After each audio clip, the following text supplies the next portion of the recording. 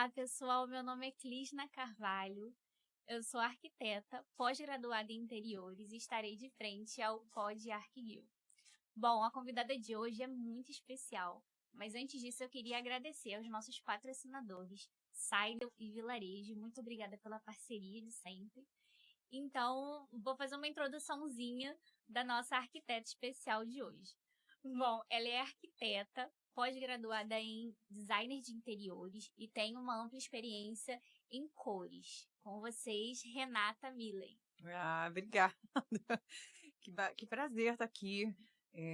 Agora que você está começando, né, esse podcast que vai enriquecer muito, né, a nossa profissão aqui na região. A gente fica muito feliz de estar participando e agradecendo o convite, dizendo que a gente só está aí a cada dia tentando melhorar profissionalmente, né? Tudo que a gente faz, que a gente busca, é sempre em pró da nossa melhoria profissional. Então, isso que a gente procura sempre, estar evoluindo profissionalmente.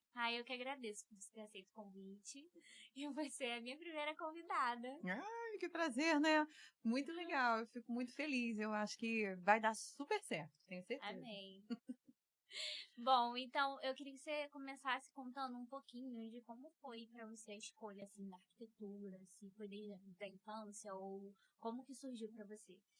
Eu diz o meu irmão que eu já nasci arquiteta, mas a verdade é que meus pais construíram uma casa, eu tinha 9 anos de idade e foi o meu primeiro contato com uma planta baixa, eu fiquei encantada.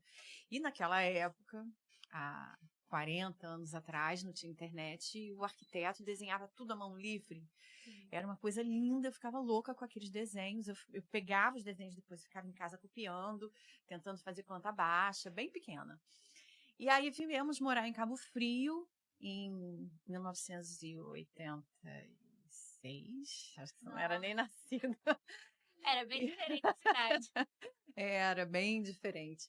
E a gente conheceu um arquiteto muito querido, pai de uma arquiteta muito conhecida nossa, pai da Natasha Murebbe, o Vilmar Murebbe, que é autodidata, é um amigo maravilhoso. E ele ia lá para casa e ficava desenhando com meu pai. E eu ficava louca com aqueles desenhos. Ele reformou a nossa casa toda. E Vilmar foi, assim, a peça-chave para eu escolher arquitetura. Porque eu ficava louca com os desenhos dele. Vilmar é capaz de desenhar uma escada helicoidal com a mão livre, sem olhar para nada. Ele é demais. A mão livre dele é insuperável. Eu já ouvi falar muito dele, eu não cheguei a conhecer. Maravilhoso. Pessoalmente, mas eu conheço a filha e É. já ouvi falar muito E dele. aí ela brinca comigo, ela fala, meu pai influenciou você, depois a minha irmã e a mim, porque todo mundo é arquiteta, né? As duas irmãs. Eu sei que ela conversou comigo que tem uma leva, assim, de arquitetos que foi dessa época. Sim, sim. E aí, depois disso, o dia que eu passei para arquitetura no FRJ, ele estava lá em casa, num churrasco, ele me desenhou. Que Com o incrível. diploma na mão, eu tenho esse desenho até hoje. O Vilmar é um grande amigo e ele foi uma grande referência para mim. E aí, de lá, eu a cada dia renovo o meu amor pela profissão. Eu acho que realizar, né, coisas bonitas, trazer prazer para a vida das pessoas através do ambiente em que elas habitam é fantástico. Então, eu tenho muito prazer no que eu faço. Bom, e sobre a sua especialização? Porque você fez design de interiores, né? Porque, na verdade, a arquitetura ela é muito ampla. Sim. E aí você fez a escolha por design de interiores e tem a sua outra especialização, que aí a gente fala depois. Então, na arquitetura, eu procurei fazer estágio em todas as áreas. Eu fiz estágio em paisagismo, em urbanismo, na Prefeitura do Rio. Trabalhei no Rio Cidade com Paulo Conde, na época. Fiz vários estágios maravilhosos, mas eu fui me encontrar no estágio em design de interiores com Geraldo Lamego, que era um arquiteto designer muito famoso na época que eu estava cursando arquitetura. Eu tive a oportunidade porque ele vem a ser padrinho de um amigo, então foi uma oportunidade única na vida. E aí eu tive contato com um escritório de decoração, na época era decoração ainda. Uhum. E eu fiquei encantada com aquilo, aqueles mostruários, papel de parede, aquelas coisas todas. Porque é uma eu fiquei loucura, louca né? O com mundo de aquilo. decoração você fica perdido. E não tinha internet pra gente ficar procurando papel de parede na internet, Só de não. Era no catálogo mesmo, catálogo, né? era cada catálogo dessa grossura enorme. E eu fiquei apaixonada por aquilo. Eu falei, cara, é isso que eu quero. É isso que eu quero fazer. Mas, claro, como todo começo de profissão, não foi nada fácil. O começo foi muito difícil.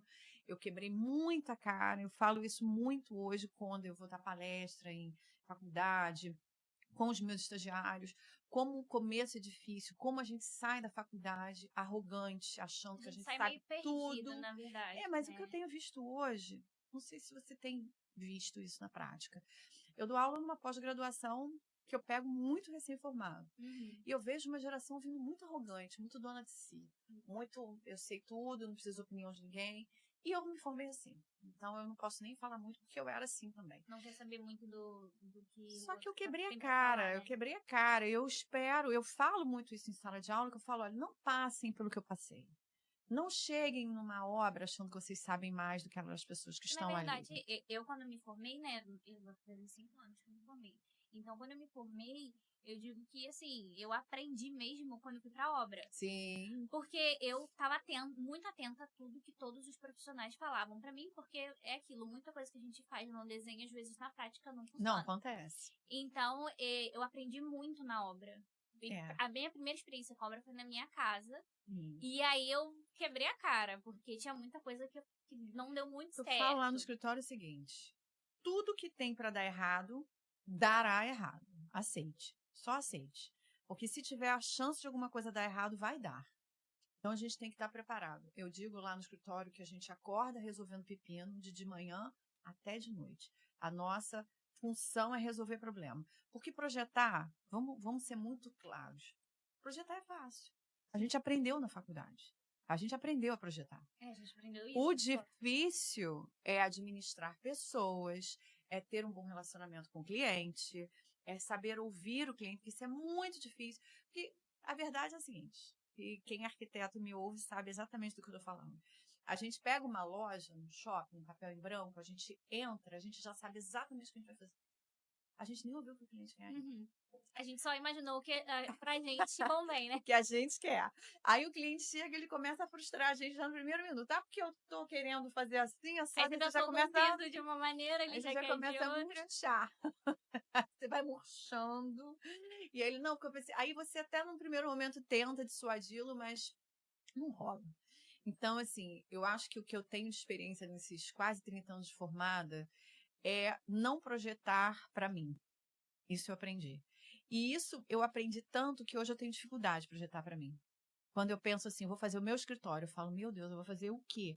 Porque eu aprendi tanto a projetar para o outro, a ouvir a demanda do outro, a ouvir o que o cliente precisa, o que ele deseja, quais são as necessidades dele, tanto emocionais quanto financeiras, enfim.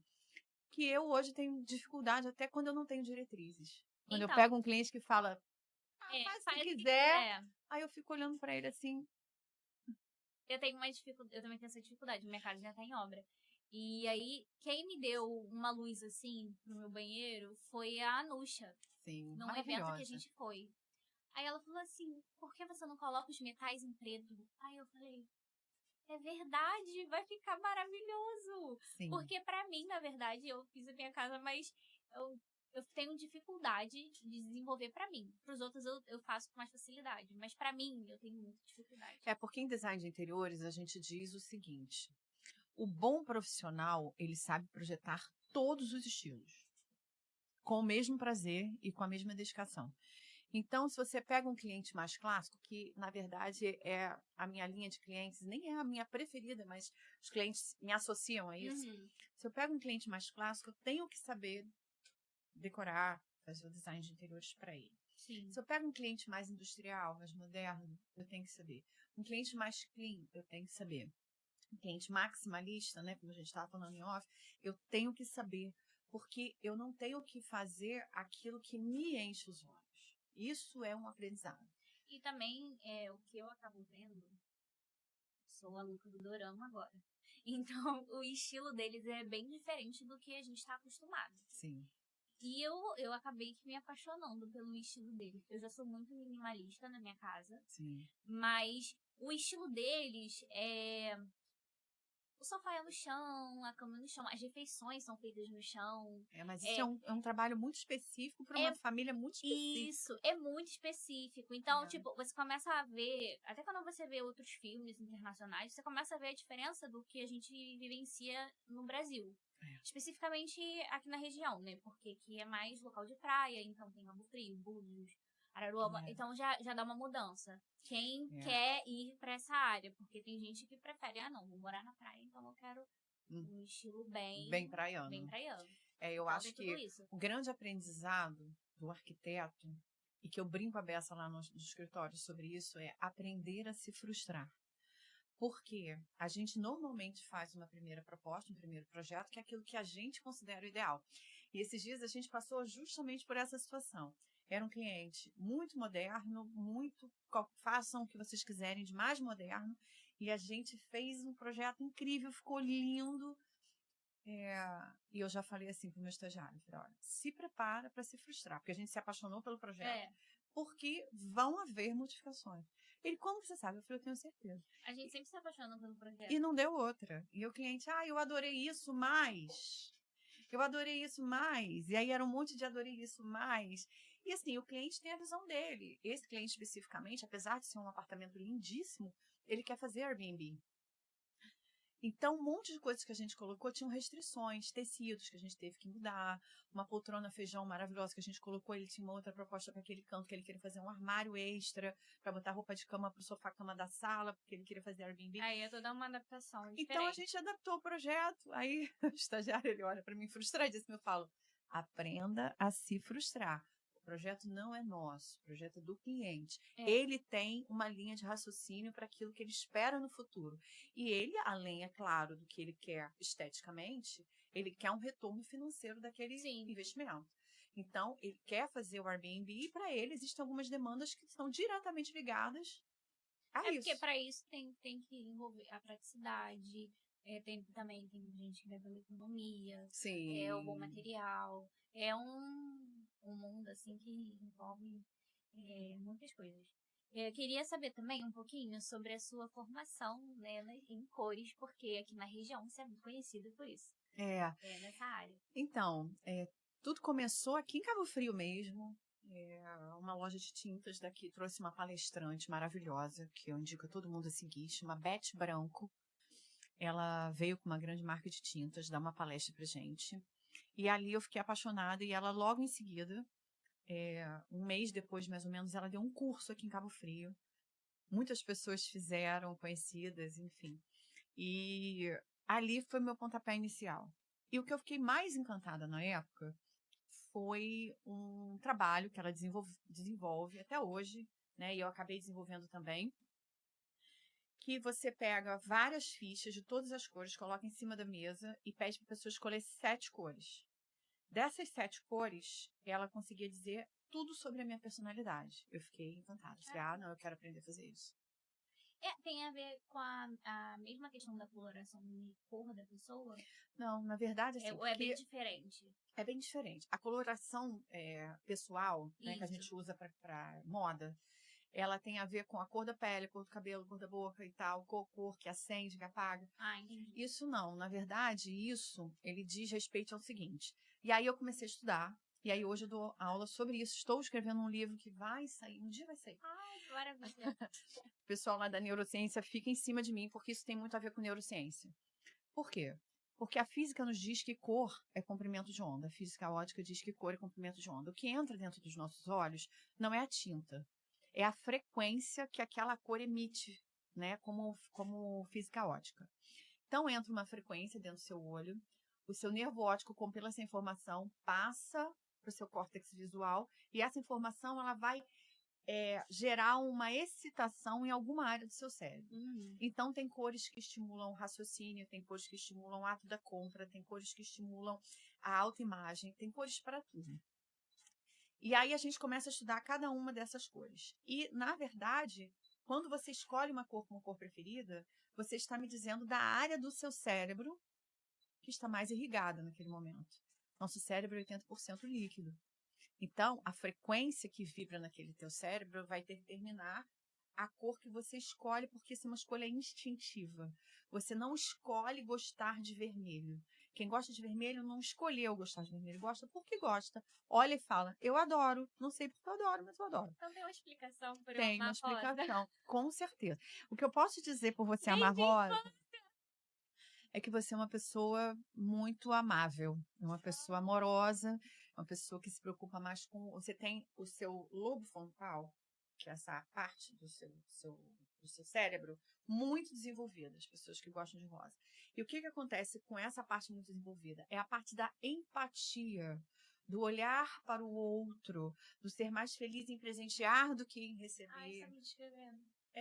Porque você gosta de rosa por um motivo, porque o seu lóbulo frontal é muito irrigado. Gente, eu não sabia. Porque todo mundo fica, mas tudo só é rosa.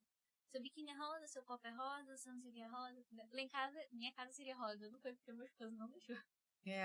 Mas tudo Você tem bem é rosa. filhos? Ainda não. Esse ainda não fala muito. Explica muita coisa. Porque normalmente quem gosta de mais de um tom de rosa tem a parte da prolactina, dos hormônios femininos da maternidade muito desenvolvidos. Então, assim, eu gosto de ser uma mãe paleta assim de rosa. Eu gosto do rosa mais clara, aquele rosa mais terroso, queimado. Isso. É o rosa da maternidade. É do instinto maternal, de tudo isso. Então, eu comecei a estudar porque eu tenho uma mente muito acadêmica. A pessoa não vai chegar para mim e vai falar, o preto é assim porque é assim. Isso não vai me convencer. Eu vou querer saber por quê. E eu vou buscar de todas as formas. E foi o que aconteceu. Eu fui buscar fisicamente, fui buscar fisiologicamente, depois atrelando a psicologia. E aí tem um livro chamado As Pirâmides de Pfister, que é um livro de um psicólogo, que ele fazia já esse trabalho com não verbais.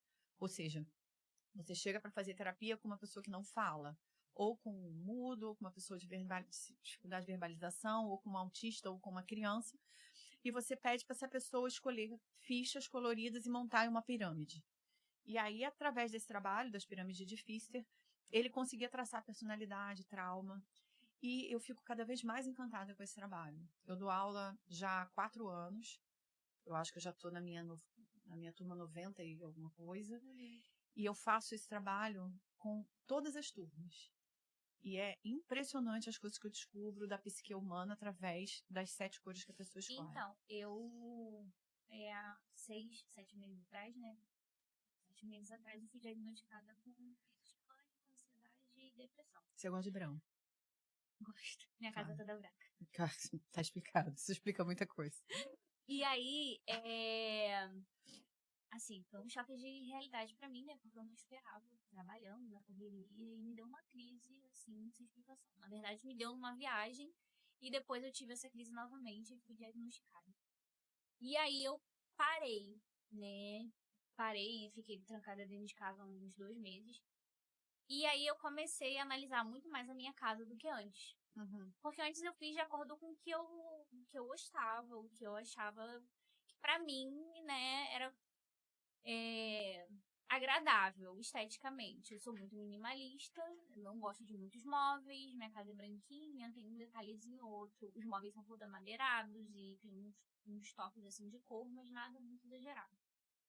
E aí eu comecei a pesquisar sobre, porque eu achei que, eu falei assim, gente, eu estudei arquitetura, não era pra eu poder ter meio que essa trava. Eu sei que o ambiente, ele influencia na vida da pessoa. Na o que eu pandemia posso a gente dizer é viu que isso, você né? precisa, dentro desse seu diagnóstico, e aí para te tranquilizar, eu acredito que todo mundo já teve ou vai ter, eu também tive síndrome do pânico, também fui diagnosticada, tratei, e graças a Deus hoje eu continuo fazendo terapia, nunca parei, mas hoje está controlada, eu consigo controlar. Eu estava agora viajando, né, no exterior sozinha, aconteceu uma coisa muito dura comigo, que eu perdi o meu passaporte no meio da viagem, e eu claramente, na hora que eu cheguei no hotel, eu percebi, eu falei assim, eu vou entrar em pânico. E agora eu já tenho mecanismos para cuidar disso. Isso. Então, assim, eu racionalizo tudo. Então, quando eu me vi naquela situação, eu falei, não vou poder voltar para o Brasil sem passaporte, eu posso ser presa porque eu não tenho identificação. Eu comecei a pensar em tudo que poderia dar errado, eu parei, respirei, tomei um banho, sentei na cama e falei, o que é que eu vou fazer? E aí comecei a determinar o que eu tinha que fazer. Eu vou ter que ir no consulado, eu vou ter que pedir um documento, eu vou ter que... E aí eu fui racionalmente, procurando racionalizar tudo, resolvi tudo, graças a Deus deu tudo certo, consegui voltar para o Brasil, eles me deram um documento para que eu voltasse, Deus, né? mas eu poderia ter ali entrado em crise novamente. É porque, na verdade, é assim, eu tô fazendo vários tratamentos, né? E eu faço hipnoterapia, e a hipnoterapia, ela me ajudou muito. Muito. Então, assim, trava de falar em público, várias travas que eu tinha foi liberando. Sim. Então, hoje eu tenho um controle maior, né, pela minha mente. Então, por exemplo, de ontem para hoje eu poderia não ter dormido de ansiedade, mas eu fiz uma meditação e eu dormi tranquilamente. Sim. E aí a questão da cor que eu queria falar é porque eu conheço muitas pessoas que têm autismo e aí eu comecei a ver o estudo de como tranquilizar essas crianças através das cores, do ambiente. E por isso que eu falei em off que eu tô interessada em fazer a neurociência É engraçado.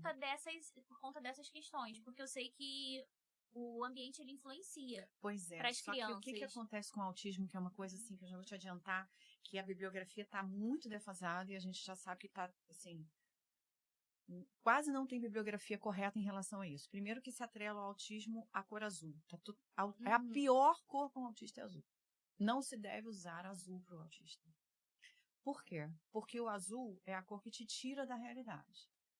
É a parte do seu sistema cerebral, neurológico, que te joga para o lúdico. Ele te tira do que você está vivendo aqui e te joga para outro lugar.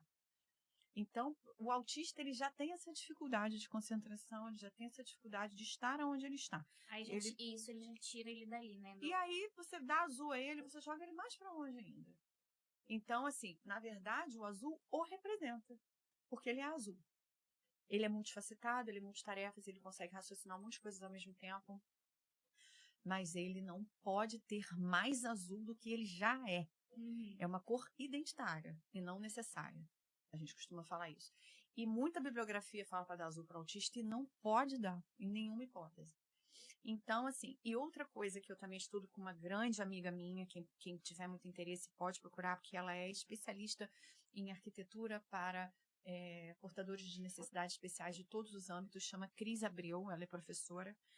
Ela Também. é daqui de Cabo Frio? Não, ela é de Vitória, Espírito Santo. Ela é maravilhosa nessa parte. E a gente conversa muito sobre isso. E a gente estava falando sobre o autista, ele não pode ser colocado dentro de uma caixinha. Porque cada autista é um ser humano.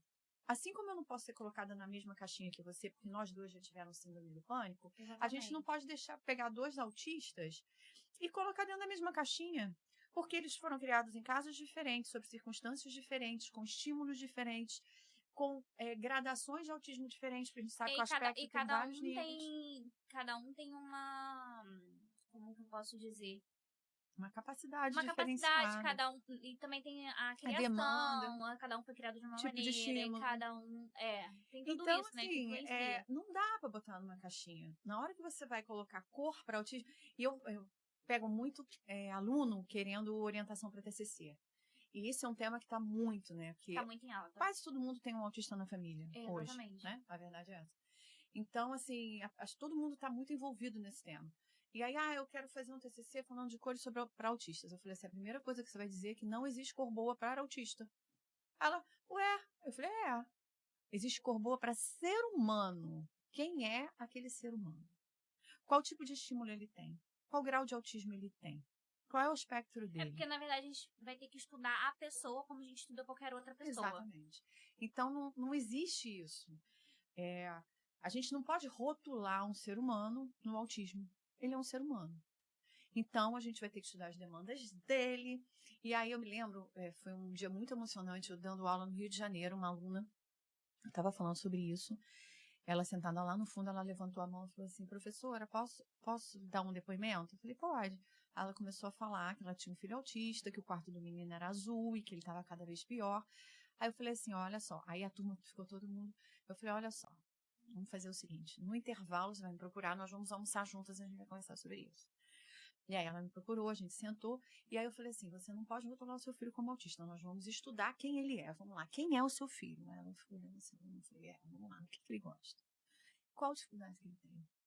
E nesse caso, o filho dela, ele tinha dificuldade com toda essa área oral que a gente fala. Ele não falava, tinha dificuldade de comer, estava muito magrinho, muito fraquinho.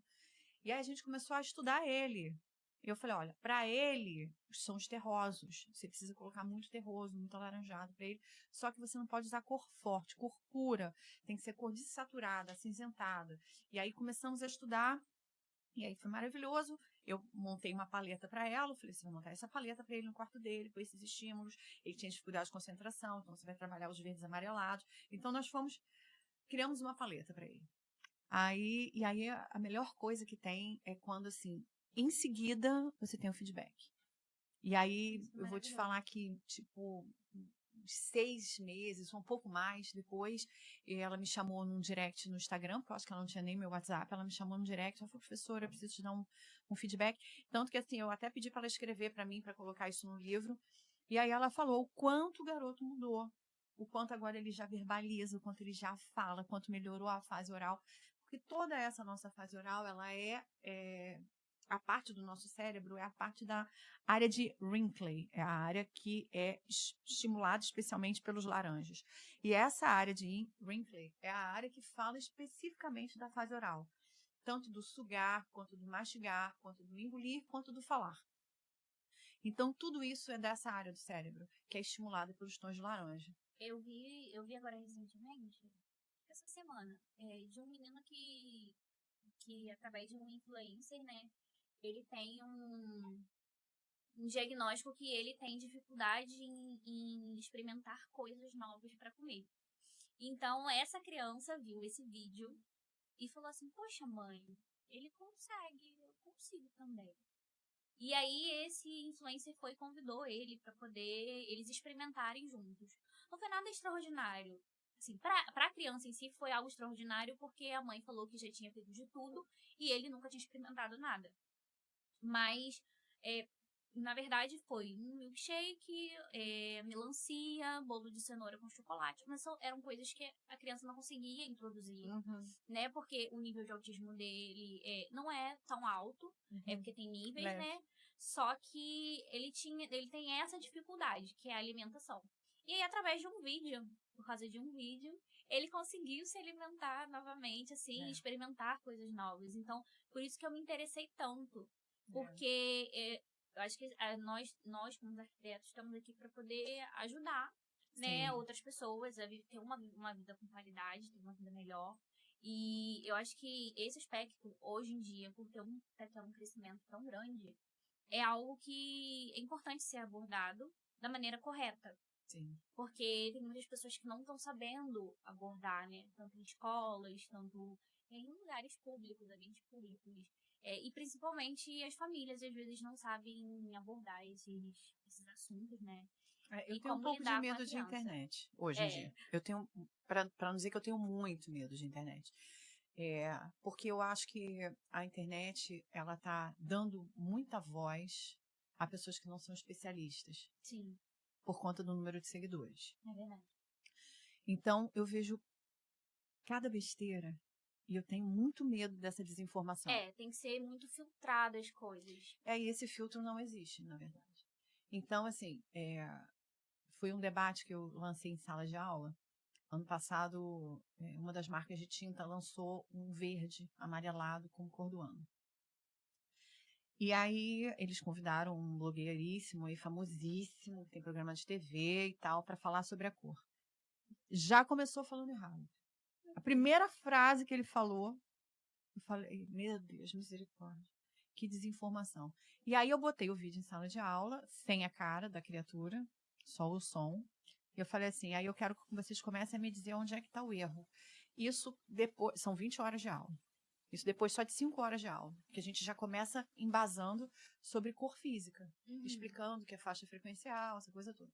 Então, assim, nas primeiras 5 horas de aula, você já entende exatamente o erro que ele está cometendo, o que ele está falando. Não foi preciso 20 horas de aula. E 5 horas de aula, qualquer aluno que estivesse na sala de aula de 60 que estavam ali já falavam assim, nossa, mas que coisa horrorosa ele está falando, socorro, Deus.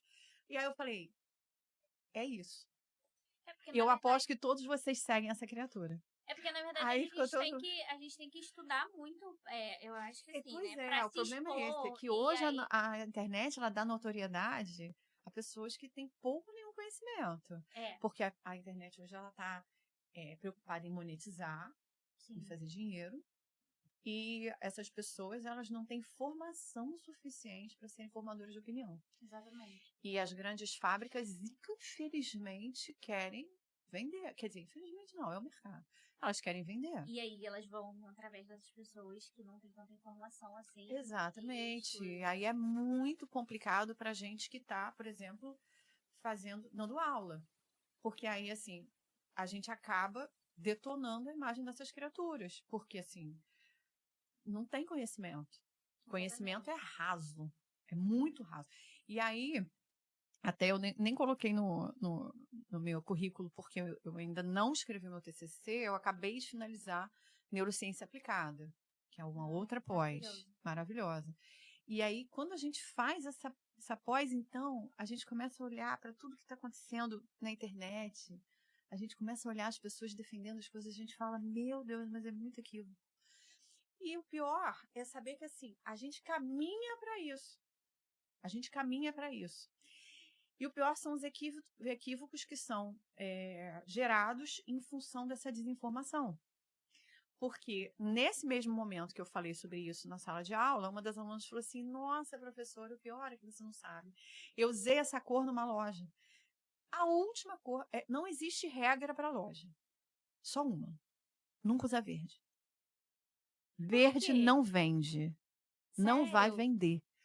Você pode ter verde em restaurante, em loja nunca. Até pra isso também a cor, ela influencia. Muito. O verde é a área do seu cérebro do porquê, da análise. Então, você vai entrar na loja e o verde vai lá no seu cérebro imediatamente, porque é imediatamente. E é instintivo, você não controla. Ele vai lá no seu cérebro e vai perguntar assim, por que eu vou comprar essa camisa? Para que eu vou comprar essa camisa? Nossa, muito interessante, né? Então, o verde, você não pode usar em comércio nunca. E aí a galera enchendo de parede verde, né? E eu assim, meu Deus, fora, ainda falei assim para os clientes, para os alunos, pode colocar, porque o cliente às vezes ele chega querendo, né? Tá na moda, quero uma... Beleza, longe do caixa. Longe do Porque caixa. até a pessoa chegar no caixa. Porque na hora que ele tá no caixa, a última coisa que você quer é que ele pense, para que eu vou comprar essa bolsa? Por que eu tô comprando essa bolsa? Será que eu não tenho uma bolsa igual a essa? Eu tô comprando essa bolsa? Você não quer que ele se pergunte. É verdade, a maioria das lojas que eu entro e que eu compro sem pensar, não tem verde. Não tem. Porque eu sou consumista E o e que aí eu acontece? acabo, eu vou Hoje a gente entrando e sabe vou que os tons comprando. quentes são ótimos para venda. Porque eles citam, eles estimulam. Então você não pensa, você pega copo, fala, eu quero, é lindo, eu mereço, toma, paga. É bem assim. É bem assim. Então é quente, é cor quente. Caramba. E aí, aí quando a gente Estamos tendo começa a muitas aulas aqui, estudar, gente. não é? Quando a gente começa a estudar e a gente começa a ver o porquê disso, porque não é uma coisa. Eu não posso chegar para você e falar verde é ruim para a loja. Que você vai olhar, mas verde é bom para um monte de outras coisas. Sim. Você tem aquele filho adolescente que não estuda, o quarto verde para ele é maravilhoso. Se for amarelado, então, os musgos, o verde-limão, para ele é perfeito. Vai na área do cérebro dele e fala assim, bora estudar, bora. Então, não tem cor boa para tudo. A cor, ela age numa área específica do cérebro. Então, para que é esse ambiente? É isso que você tem que se perguntar. Nossa, muito interessante. Eu amei falar sobre esse tema, porque esclareceu muita coisa e também falou muito sobre mim, né? Porque o Sim. rosa Agora, para você, faz especialmente com parte todo da esse minha seu vida. quadro clínico, a história é o design de afetividade. É. Hoje a gente tem um estudo que eu até procurei, porque eu tive em Londres, eu até procurei, mas é muito difícil acessar as universidades lá. Eles têm um estudo lá em Londres que ele fala muito que que é quase que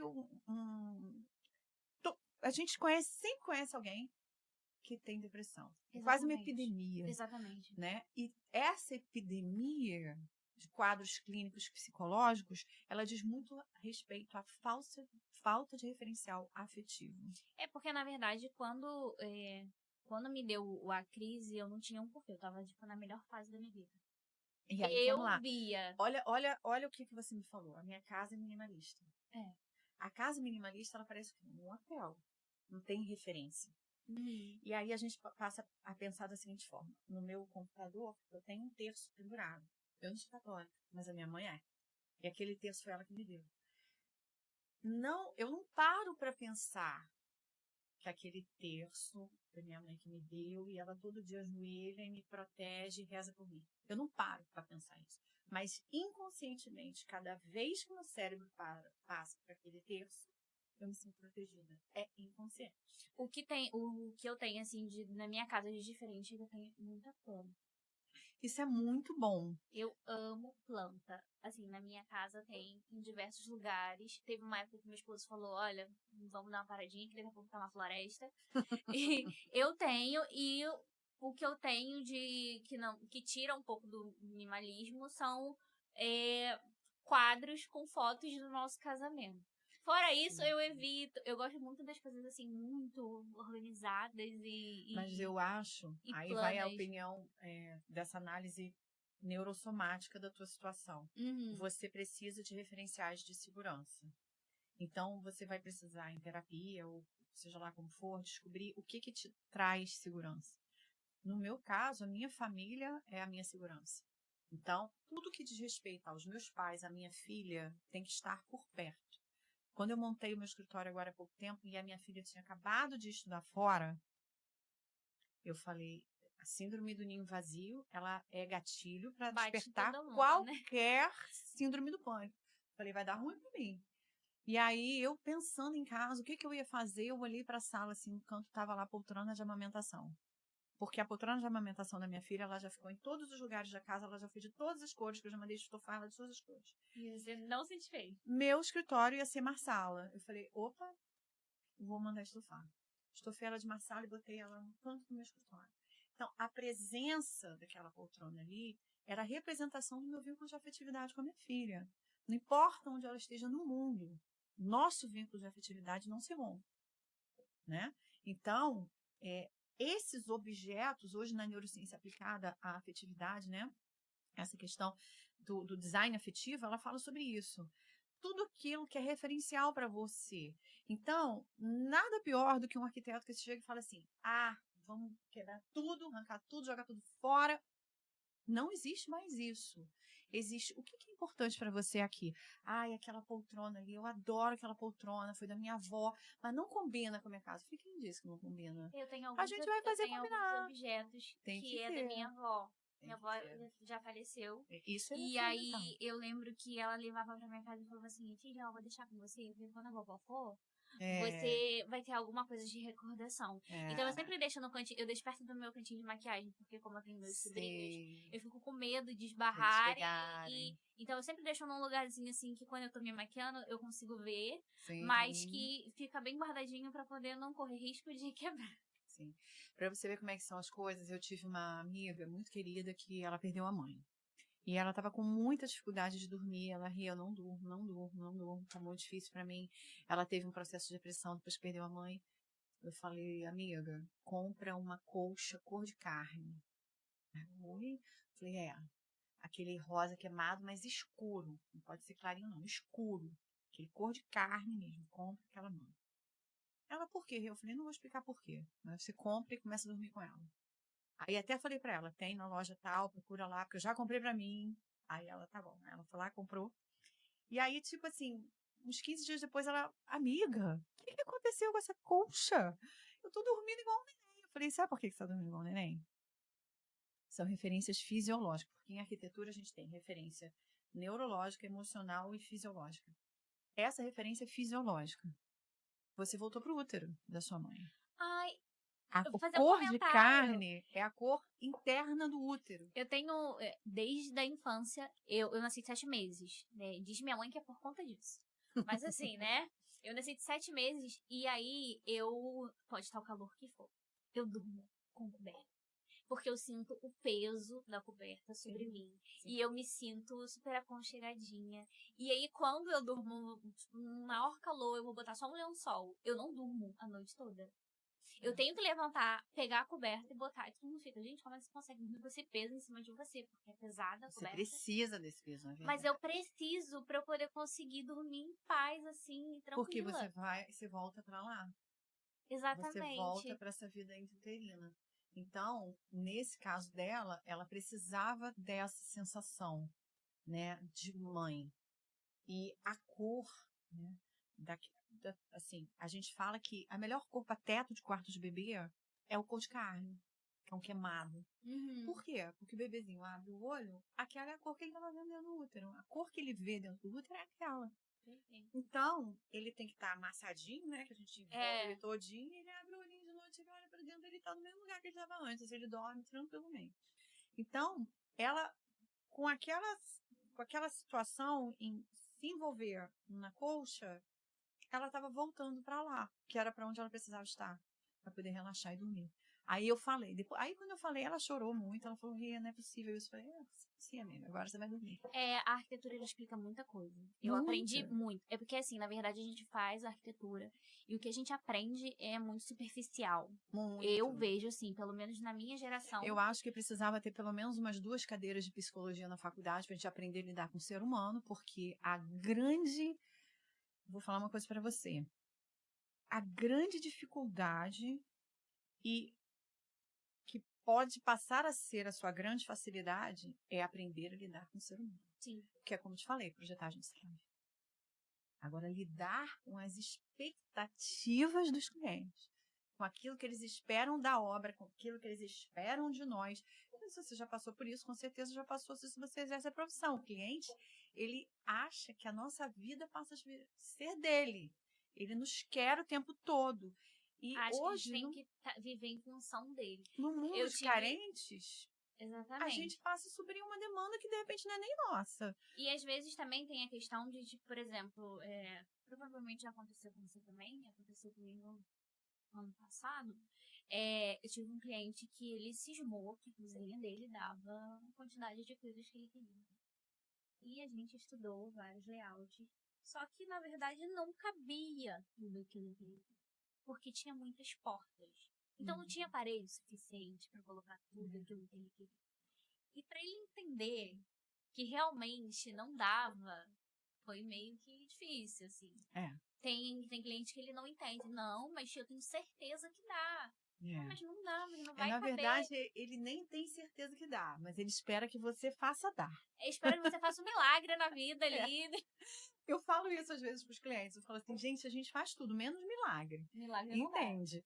Milagre, multiplicação dos espaços eu ainda não faço. Um dia, quem sabe, mas... A gente faz assim, né? Se for fazer uma obra, dar uma aumentadinha. Então, assim, eu tenho muito medo mesmo disso. A gente teve um congresso ano passado de professores em Brasília, que eu fiz parte, num debate sobre inteligência artificial. E o grande medo que a gente tem hoje da inteligência artificial não é a inteligência artificial substituir o arquiteto, porque eu acho que isso é uma questão que vai acontecer naturalmente. Agora, o grande medo são os referenciais que vão ser utilizados por essa inteligência artificial para projetar. Sim. Porque hoje nós somos nada mais do que seres humanos, projetando para seres humanos. Então, a gente sabe acolher. A inteligência artificial, não. Então, quando uma menina chega com a demanda de um quarto novo, que ela vai fazer 15 anos, ela quer aquele quarto dos sonhos, com aquela penteadeira, o que uma inteligência artificial vai fazer? Vai projetar uma penteadeira para ela. Mas eu, Renata, eu quero saber o sonho dela. O que ela sonha? Como é que é? Aí eu peço para fechar os olhos. Eu falo, fecha seus olhos e me descreve a sua penteadeira dos sonhos. Como que ela é? E aí ela começa a falar, ela tem luzes assim, ela é assim. Aí eu faço assim, e aí tem uma gaveta, e aí tá tudo divididinho, e aí tem um lugar para limpar a mão. Aí eu vou anotando tudo. Porque aí é quando a gente faz o briefing e a gente consegue identificar bem, né? Pois é, e por mais que existam milhões de briefings, eu não acredito em briefing. Eu estava conversando isso essa semana, antes de eu viajar, com uma colega, que ela tem um briefing super bem montado. Eu falei assim, nunca usei, nem vou usar. Ela, por quê? Sério? Não uso. Sabe por quê? Porque o cliente, ele te vende uma imagem que não é a dele. Ele jamais vai colocar ali, quando você pergunta qual é a comida preferida dele, ele não vai dizer que é arroz, feijão e farofa, que é a comida preferida dele. Ele vai dizer que é filé mignon com arroz e piemontese, porque ele quer passar uma imagem de pessoa sofisticada. Exatamente. Ele nunca vai falar a verdade. Você vai chegar para ele e vai perguntar assim, qual é a sua música preferida? Aí ele vai falar bossa nova, quando ele adora mesmo é um pagode, mas ele não vai escrever isso ali. Ele não É que, na vai. verdade, a gente tem que saber fazer a leitura, né? Então, quando a gente dá aula sobre isso, e em neuroarquitetura a gente fala muito sobre esse briefing, o melhor briefing é um bate-papo de ser humano para ser humano. Senta aqui, vamos conversar. O que você espera? Porque dali você nem precisa fazer pergunta, você já vai conhecendo o cliente. É porque assim, já vai eu defendo fluindo. o briefing técnico. O briefing técnico eu defendo. Mas o briefing conceitual não existe. Porque, por exemplo, isso é um caso real que aconteceu lá no escritório. Chegou lá uma cliente, me ligou primeiro, eu estava até voltando numa Revestir no ano passado. Ela me ligou e falou assim, quanto você cobra um metro quadrado? Eu falei, não cobro um metro quadrado. Ela, como assim? Eu estou fazendo um levantamento de custo. Eu falei assim, eu não cobro um metro quadrado. Aí ela, mas como você cobra? Eu falei assim, eu cobro de outras formas, mas a gente pode sentar e conversar. Aí ela, mas é porque eu estou fazendo um levantamento. Eu falei, me dá meia hora, a gente conversa, eu vou te dar o meu valor. Mas eu quero que você vá no meu escritório. Senão, nem preciso te dar o orçamento. Você pode continuar fazendo aí seu levantamento. Porque, às vezes, aquele tipo de pessoa que só tem mais um levantamento. Essa pessoa que está fazendo leilão de projeto, não quero, não me interessa como cliente. Aí ela foi lá no meu escritório. Aí a gente começou a conversar e tal. Aí eu falei assim, faz um favor pra mim, fecha os olhos. Aí ela, oi? Eu fecha os olhos. Eu senti que tinha um traço emocional, porque isso é sensibilidade que a gente vai adquirindo ao longo dos anos. Eu senti que tinha um traço emocional muito aflito em relação a essa casa. Eu senti uma ansiedade, uma aflição muito grande. Eu falei, fecha os olhos. Agora, começa a falar pra mim da sua casa ideal. O que tem na sua casa ideal? Ela começou, a minha casa ideal tem um piso vermelho, que ela tinha vergonha de falar isso, né? Quem que vai falar pra você que é um piso vermelho, na casa, aquele piso de lajotão que a gente usava antigamente? Né? Tem um piso vermelho, tem uma rede, aí tem um jardim meio mal pronto, assim. Ela tava descrevendo um lugar. E eu fui. E aí, daqui a pouco, ela começou a chorar. Aí eu peguei um copo d'água e falei, pode abrir os olhos. É porque, na verdade, somos um pouco terapeutas, né? Aí ela abriu os olhos, eu falei assim, eu já sei como é que vai ser a sua casa. Você também, né? Ela já. Falei, pois é. Então, eu já estava com a proposta pronta, porque eu já sabia qual era o condomínio que ela ia construir, eu já sabia a metragem quadrada que é liberada lá, eu já sabia tudo. Eu não cobro por metro quadrado, eu cobro por trabalho desenvolvido. Eu já sabia tudo que eu ia ter que fazer. Sim, porque então, é uma eu já demanda. tinha um valor. É aquilo que eu aprendi na pós, que se eu estiver errado, você me corrige, tá? Não. Mas que eles falam que, assim, é como se você fosse dar valor de um galpão e uma cozinha. Como que você vai? Tudo bem, o galpão... Quem que vai te dar mais trabalho? Quem vai dar mais trabalho? A cozinha. A cozinha, com certeza. Então eu sempre penso muito nisso. Eu falo, mas faz todo sentido. Porque, assim, o galpão é um galpão. Enorme. Mas ele... Exatamente. E uma cozinha, não. Ela requer muito mais. Muito mais conhecimento, muito mais dedicação, muito mais tudo. E aí ela abriu os olhos, assim, aí eu dei um copo d'água para ela, aí peguei, assim, o papel, né, o contrato, né, a proposta, fiz assim, agora você pode levar, dar uma pensada. Ela virou e falou assim, tomara que caiba, porque eu vou fazer com você. Porque você foi a única que conversou sobre as minhas demandas reais. Porque eu falei assim para ela, eu falei assim, se vai ser fogão ou cooktop, se vai ter lava-louça ou não, isso é um briefing técnico que a gente vai fazer lá para frente. Agora eu quero saber do conceito da sua casa. E aí ela levou e a gente fechou. A gente está fazendo, estamos começando a executar agora esse mês. Aprovamos na prefeitura e está nascendo. Então, assim, enxergar que é um ser humano. O que eu acho que assim acontece sendo o grande erro de alguns colegas? Enxerga o cliente como um projeto e um valor. Custa tanto. E o pior, ainda utiliza aquele cliente para as suas próprias demandas. Eu tô doida para usar aquela parede que foi lançada agora. nessa casa aqui. Exatamente. Se ele não gostar, ele vai ter que passar a gostar. Não, o que eu acabo vendo é que tem muitos arquitetos. Olha, eu não acredito todos. muito em energia, tá? Ainda mais que eu estudo essa parte É. fisiológica, filosófica. A última coisa que eu quero é que você fique olhando para uma parede que você não queria na sua casa e mandando energia ruim para mim pro resto da vida. Nossa senhora, eu odeio essa parede que a arquiteta fez. Não, mas Jogando eu vejo energia muito Tô fora. isso. Que tem gente que pega e fala assim, eu sou esse investimento. Inferniza o cliente até o cliente aceitar. Eu já peguei alguns casos. Hoje eu trabalho numa marcenaria, né, de móveis planejados. Então eu conheci um novo ambiente, Melhor coisa. né, uma coisa diferente, porque eu tava muito assim, na época minha avó tinha falecido, então eu já tava naquele meio de depressão, aí meu esposo falou, cara, você precisa sair de casa. E eu Isso vai te dar trabalhava, muita bagagem. e eu trabalhava em home office, então pra mim mudou minha vida da água pro vinho e me dá muito conhecimento. Sim. Só que às vezes chega muito projeto pra gente que o cliente fala assim, refaz pra mim, por favor. Só que tá com a assinatura do arquiteto. E a gente fala, não, a gente não pode pegar um projeto do arquiteto e mexer nesse projeto. Então, assim, tem coisas que precisa de um ajuste aqui, um ajuste ali. A gente Sim. conversa com o arquiteto para poder, de em medidas, comum, a de gente... questão mesmo de execução. Exatamente, né? Porque a gente não vai pegar e vai mexer num projeto de um arquiteto. Mas tem gente que chega e fala assim, mas eu pedi pro arquiteto mudar e o arquiteto não mudar. Eu pedi pro arquiteto mexer nisso aqui, ele não falou que não. Isso se chama ego. Isso, infelizmente, tem muito. E aí, acabou que muitas pessoas acabam desistindo. Tipo, pagou o dinheiro, que eu digo que é um dos maiores investimentos que a gente faz, porque é o nosso lar. Eu não me gabo por isso, não. Mas eu acho até bem triste isso. Mas eu pego muitos clientes que vêm de outros profissionais. Exatamente. Já peguei muitos, assim, incontáveis. E eu não me gabo por isso, acho ruim. E aí, o profissional, ele deixou o cliente super decepcionado. Então, ele já vai desacreditado. Não, isso mega depois contra a nossa profissão. Porque o que tem de pessoas que falam assim, eu não vou contratar arquiteto, não. Porque ele vai fazer tudo do jeito dele. Enfim. E acaba não indo muito pro cliente quer. Graças a Deus eu tenho uma imagem na cidade de que eu ouço cliente. Então isso isso me ajuda muito. Por isso que eu falei, né, que você é conhecida na cidade, é referência para muita gente, né? Agora a gente tem a universidade, está tendo um curso de arquitetura, então sim. Eu creio que lá também mostra muito.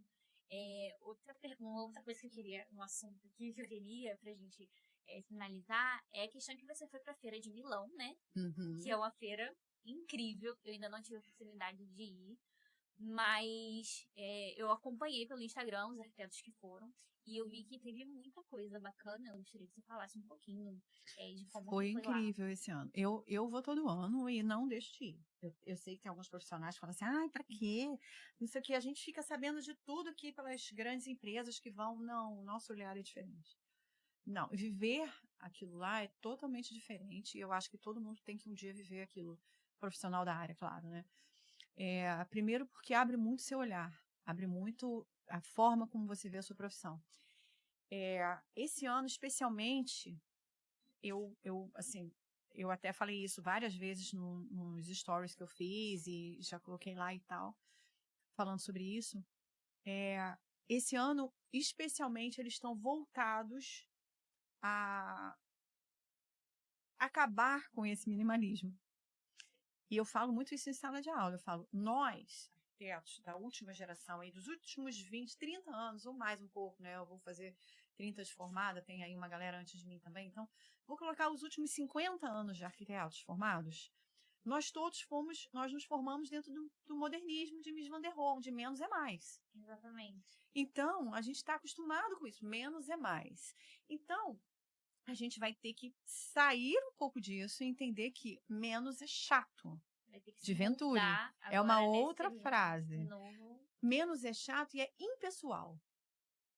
E hoje as pessoas procuram um profissional e não uma inteligência artificial. É a única chance que a gente tem de não perder o nosso mercado. É a pessoalidade. É o meu olhar. Eu ir na sua casa e falar, isso é importante, isso é importante. E você também apontar, nossa, esse tapete era da minha avó, isso precisa ficar, são os meus referenciais de segurança, e tornar a sua casa. Porque na verdade, assim, eu particularmente, ceia de Natal, eu só uso a toalha que era da minha avó. Exatamente. Então, porque esse referencial, que ela traz tá essa ali. referência. Ela tá ali. Exatamente. De alguma forma. A memória dela não se perdeu. Eu tenho louça que era dela, tem algumas coisas que eram dela, então e você assim, vê como isso é importante pra eu você. uso em ocasiões especiais, então assim, sempre tá ali. E aí, Caco Borges é um arquiteto bastante famoso aí da minha época lá para trás, até há uns 2 anos atrás ele se aventurou novamente na Casa Cor, mas ele tem um público muito específico, que já é um público dele, ele é meio low profile. Mas eu vi uma palestra dele há uns 8 anos atrás, foi até com a Vilarejo no hotel deles, eles fizeram umas palestras com arquitetos, e ele falou assim, você precisa se perguntar uma coisa quando você faz o projeto. O que faz com que aquele projeto só sirva para aquele cliente? E não sirva para todo mundo. A gente cria uma identidade para o projeto. Exatamente. Que dá como Se o identidade seu projeto cliente. serve para qualquer pessoa, se você fez a casa da Renata, que serve para qualquer pessoa, não foi um bom projeto. O projeto tem que ser da Renata. Quando entram na minha casa, especificamente, já sabem, assim, é você toda. Mas é porque é meu estilo. Mas é isso que tá certo. Sabe que uma coisa que me aborrece? Quando alguém chega para mim e fala assim, eu sabia que o projeto era seu. Eu fecho a cara na hora. Aí a pessoa, por quê? Porque não tem que ter a minha cara. Tem que ter a cara do cliente. Porque eu sei que eu tenho algumas coisas, assim, projetuais, alguns traços projetuais que são uma seus. identidade minha. Mas, assim, eu procuro o tempo inteiro, e eu acho que eu costumo falar isso, assim, em palestra, quando o pessoal me chama para dar palestra, fala assim, durante aí seus 30 anos quase de profissão, o que você acha que fez você se tornar uma referência? Eu falo, olha, primeiro é o fato de eu estar sempre buscando conhecimento. Eu fiz a pós em design de interiores, eu fiz agora em neurociência aplicada, só falta o TCC e vou começar agora master em iluminação. Eu não paro de estudar nunca. O arquiteto nunca para de estudar. Nunca, não pode parar.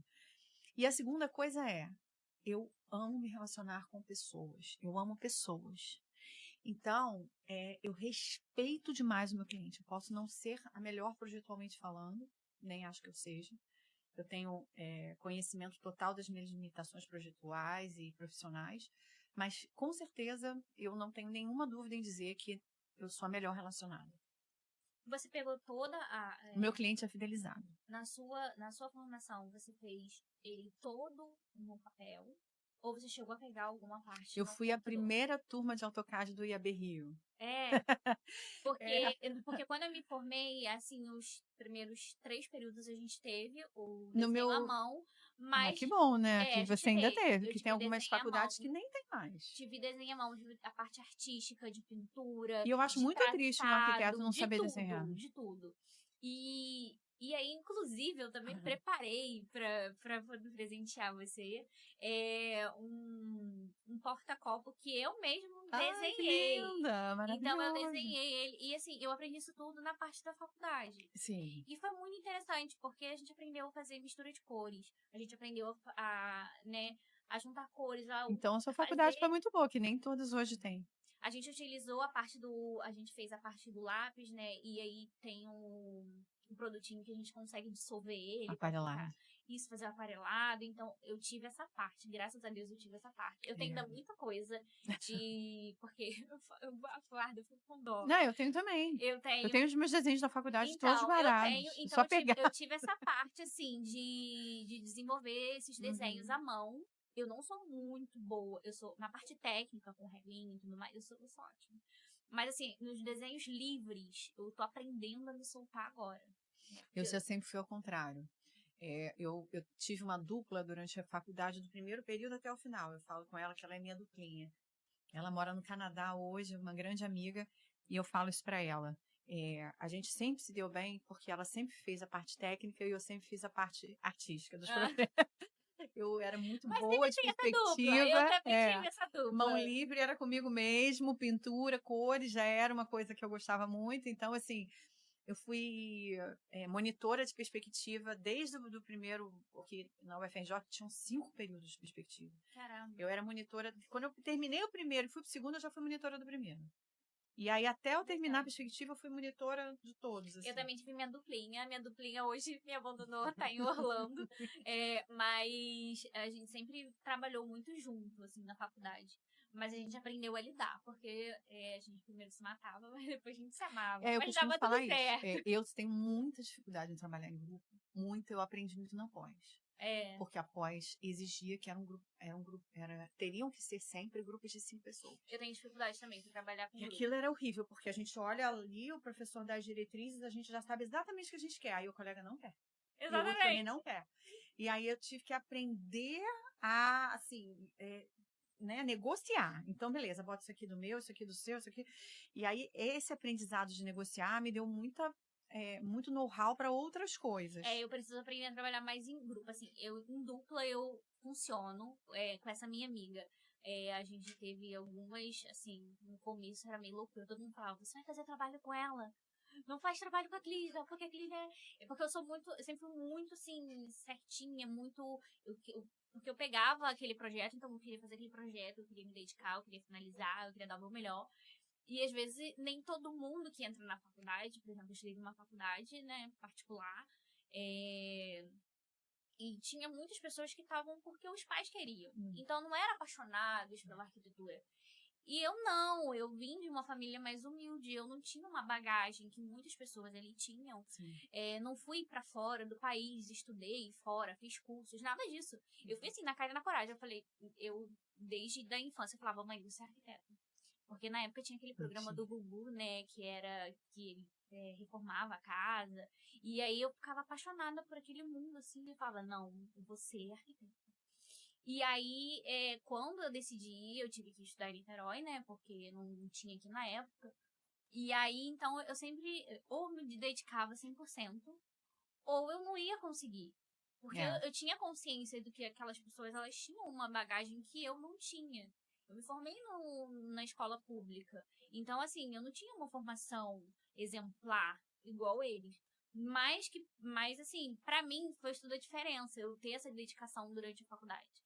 Mas esse olhar é muito diferente. Eu vejo isso também dando aula na pós, quando eu pego recém-formados e essa coisa que eu te falei egóica, de alguns que acham que são os donos da verdade, normalmente são pessoas de classe média muito alta, que não precisam fazer esforço para nada, que mal se formaram, têm um escritório montado, que o pai montou, quase não tem cliente, tem um Instagram lindo, porque é montado por uma equipe de marketing, e faz 1, 2 obras por ano que não o sustenta, financeiramente falando, porque ele tem uma estrutura financeira muito boa. Sim. E, ao contrário disso, tenho alunos muito esforçados, que estão começando, que estão batalhando, que tem que se bancar com aquilo ali, e que às vezes nem tem escritório, é home office.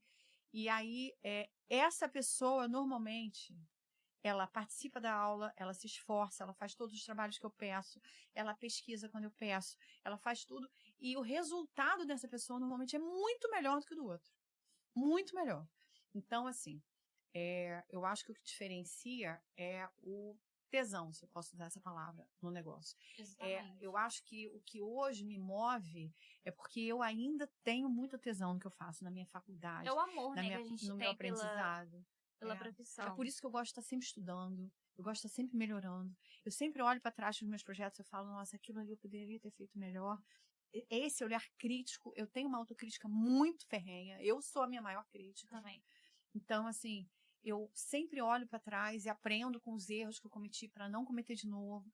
Então, assim, essa vontade de estar se reinventando sempre, aprendendo sempre e melhorando sempre, é que faz com que eu esteja no mercado a despeito de ter muita gente jovem entrando, que a gente adora acolher. Mas que você continua no mercado atuando. Por conta disso que eu te falei, Exatamente. por conta da questão da fidelização projetual. Eu acho que hoje, eu falo isso em sala de aula, a maior riqueza de um profissional é a fidelização do seu cliente. Eu tenho certeza que eu tenho aí pelo menos uns 80% dos meus clientes são extremamente fidelizados, só fazem comigo. Não fazem com outra pessoa. A pessoa pode estar na moda, a pessoa pode... Por que isso faz comigo? Porque eu sou a melhor? Não, muito longe disso. Porque conhece o meu olhar humano diante de qualquer demanda. Porque eu acho que problema todo mundo vai ter durante a execução de uma obra. Sim, com certeza. Obra a Ninguém, gente não por tem como melhor que prever, seja o né? profissional, Não às tem vezes a como gente olha para prever. aquele profissional top e fala, esse cara não tem problema, a obra dele dá tudo certo. Não dá. Dá Obra a tudo gente não tem como errado. prever o que vai dar errado, o que não vai dar. O melhor profissional é aquele que sabe resolver o problema. Exatamente. Não é aquele que faz o melhor projeto. Porque projeto a gente é obrigado a saber fazer. O negócio é resolver o problema. O negócio é você ter colocado o pilar no lugar e na hora de ter furado lá, a perfuratriz chegar e tem uma pedra, uma rocha, vai ter que mudar de posição, vai ter que mudar o formato da casa e se vira, bebê. Não tem jeito. Não tem solução. É você pegar uma reforma e falar, passar o negócio, não tem pilar ali, na hora que você tira a parede, tem um pilar, brotou. Como tem um pilar aqui? Não tem ferro, é um pilar só de concreto. Meu Deus, e agora? Agora resolve. Então, eu acho que o que faz o bom profissional é o olhar dele humano para os problemas e para as demandas dos seus clientes. Isso é o que faz o bom profissional.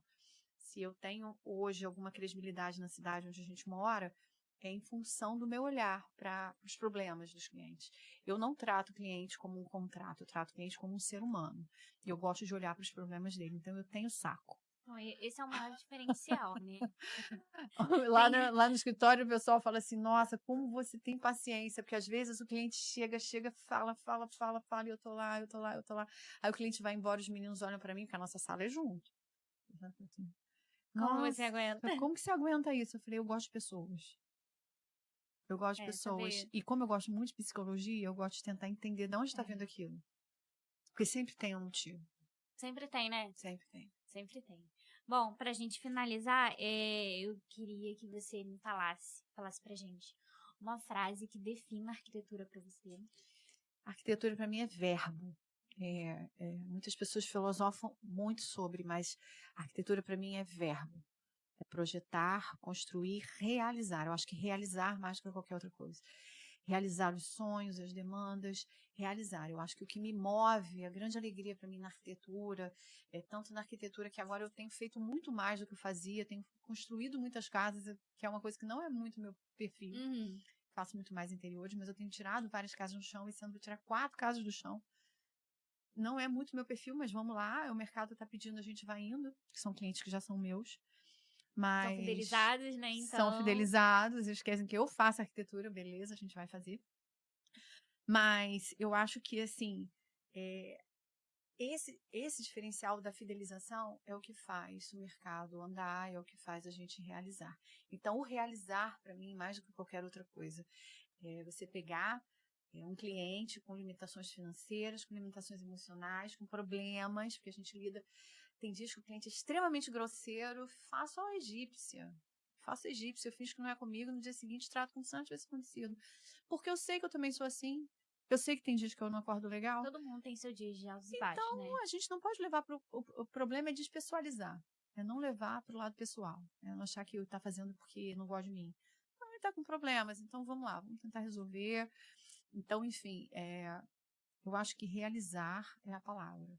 Realizar dentro das limitações financeiras, emocionais, físicas do cliente sempre. E o prazer de ver nascer, né? Que é um grande prazer. Bom, muito obrigada por ter Imagina, aceitado o convite prazer. mais uma vez. Espero que você tenha gostado do nosso papo. Gosto muito. Sempre que a gente pode estar falando daquilo que nos move, né? A nossa profissão é sempre um prazer. Eu agradeço. aprendi muito com você hoje. Imagina. Sobre mim, sobre o que eu quero estudar futuramente, porque vai Bora. sair do papel, vou Bora. buscar, vou estudar, porque é uma área que, depois de todo o processo, fez sentido para mim. Então, mais uma vez, obrigada. E, gente, espero que vocês tenham gostado. Muito obrigada.